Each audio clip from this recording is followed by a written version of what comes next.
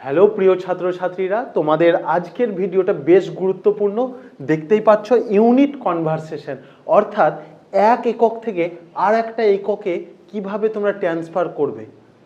এই জিনিসটা অনেক ছাত্রছাত্রীরই ভুল হয়ে থাকে এবং এটা আমরা একদম বেসিক লেভেল থেকে বলতে পারো হাই লেভেল একটা ছোট্ট ভিডিওতে শিখে নেব। কেমন? তো মিস করো না কেউ।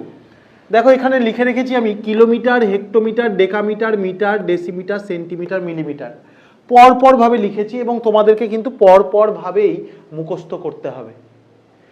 প্রশ্ন হচ্ছে, আমি যখন কিলোমিটার থেকে ধরো ডেকামিটারে যাব, পরিবর্তন করব একককে, বা হেক্টোমিটার থেকে ডেসিমিটার, বা ডেসিমিটার থেকে মিলিমিটার, অর্থাৎ বড় একক থেকে ছোট এককে যাব, তখন মনে রাখবে এক ঘরের জন্য এক ঘর যেতে গেলে আমাকে 10 দিয়ে গুণ করতে হবে।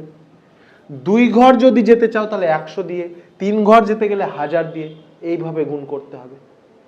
আবার যখন তুমি এই ছোট একক থেকে বড় এককে যাচ্ছ, 1 ঘর ডিফারেন্স হলে 10 দিয়ে ভাগ করতে হবে, 2 ঘর ডিফারেন্স হলে 100 দিয়ে ভাগ করতে হবে, এইভাবে পুরোটা হবে। তো আজকের কোশ্চেন দেখো, 1 বর্গমিটার সমান কত বর্গ ডেসিমিটার। তাহলে দেখো এখানে লক্ষ্য করো কি আছে, মিটার আছে আর ডেসিমিটার আছে। তাহলে 1 মিটার মানে কত ডেসিমিটার সেটা বলো প্রথমে।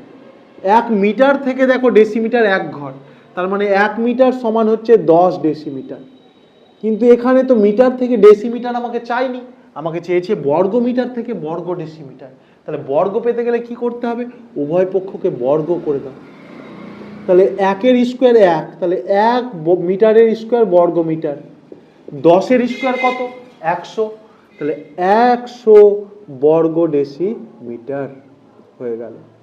তাহলে 1 বর্গ মিটার সমান 100 বর্গ ডেসিমিটার। তোমরা সিমিলারলি অ্যান্সার করো যে 1 বর্গ মিটার সমান কত বর্গ সেন্টিমিটার। সেকেন্ড কোশ্চেনে চলে এসো, 1 ঘন মিটার সমান কত ঘন ডেসিমিটার। তো 1 মিটার মানে তোমার হচ্ছে 10 ডেসিমিটার। তাহলে এখানে যেহেতু ঘন আছে, দেখো ঘন, ঘন মানে মাথায় বসবে 3, তাই তো? তাহলে এখানে হলো 3, এদিকেও তাহলে মাথায় 3 দাও। তাহলে 1 এর কিউব মানে তো একই হবে, তাহলে 1 ঘন মিটার। আর 10 এর কিউব, 10 এর কিউব মানে 10 কে 3 বার গুণ, তাহলে 10 10 এ 100, হাজার, হাজার ঘন ডেসিমিটার। তাহলে কিভাবে বর্গমিটার থেকে বর্গ ডেসিমিটার করবে আর ঘনমিটার থেকে ঘন ডেসিমিটার করবে সেটা তোমাদের এই ভিডিওতে বোঝালাম।